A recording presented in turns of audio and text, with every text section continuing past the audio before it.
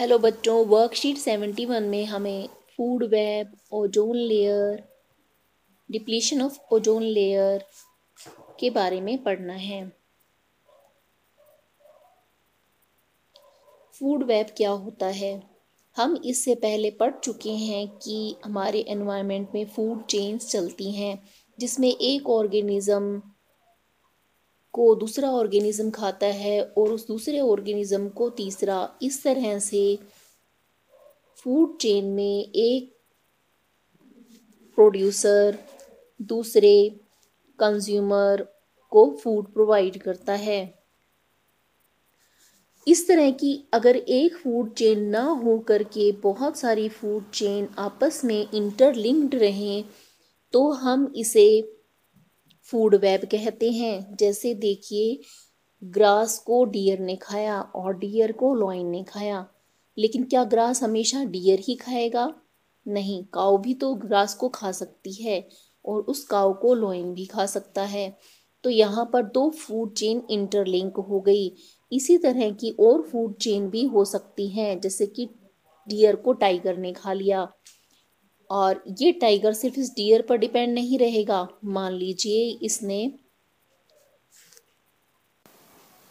एक रैबिट को खाया, तो यहाँ पर ये तीन फूड चेन आपस में इंटरलिंक हो गई हैं, तो इन्हें हम फूड वेब कहेंगे।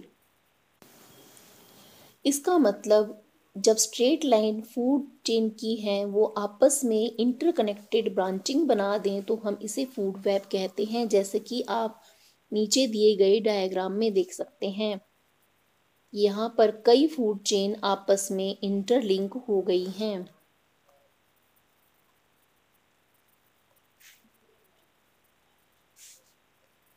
हमारी एक्टिविटीज़ एनवायरनमेंट को इफ़ेक्ट करती हैं। आइए देखते हैं कैसे।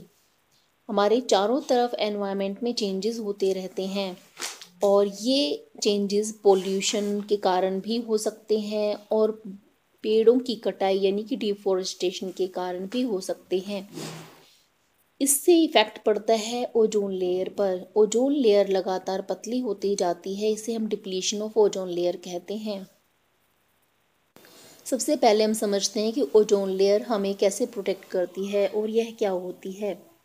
ओजोन लेयर होती है जब दो ऑक्सीजन के एटम एक तीसरे एटम से कंबाइन हो जाएं तो O3 फॉर्म होता है। अगर ये अर्थ के बहुत करीब हो तो यही ओजोन बहुत पॉइजनस होता है, लेकिन यह गैस हमारे एटमॉस्फेयर के जब अपर लेयर में यानी कि ऊपरी लेयर में पहुंच जाती है तो यह वहां पर इकट्ठी हो जाती है, तब हम इसे ओजोन लेयर का नाम देते हैं। सन से आने वाली रेडिएशंस में यूवी रेडिएशंस होती हैं। ये यूवी रेडिएशंस हमें इफ़ेक्ट कर सकती हैं और इसके वजह से प्लांट्स और सॉइल में प्रेजेंट माइक्रोब्स, जो कि सॉइल फ्रेंडली माइक्रोब्स होते हैं, उन्हें भी यह किल कर सकती है।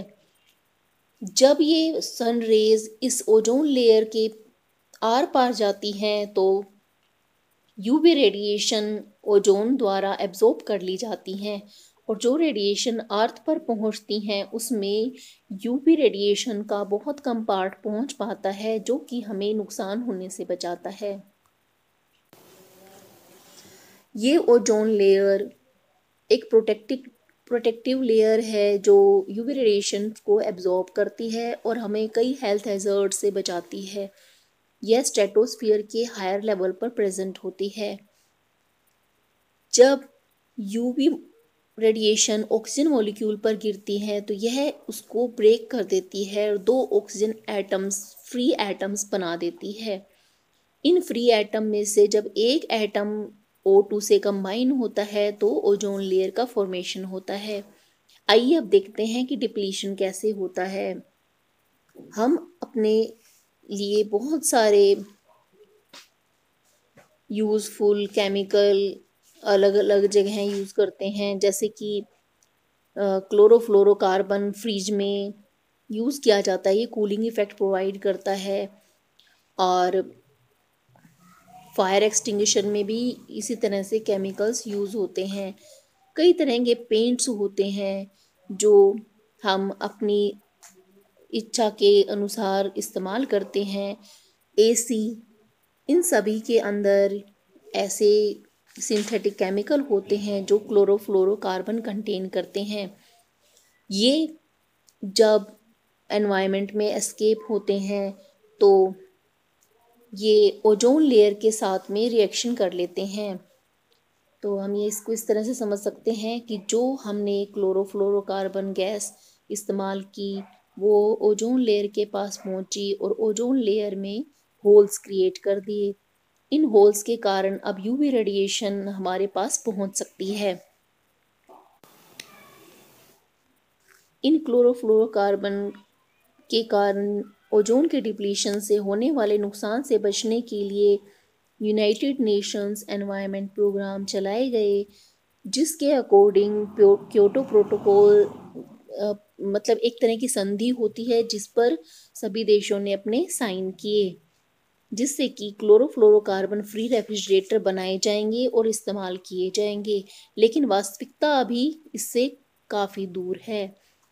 इसीलिए हमें ऐसे केमिकल्स का यूज़ कम करना चाहिए जो क्लोरोफ्लोरोकार्बन रिलीज़ करती हों। आइए देखते हैं ये CFC क्या है।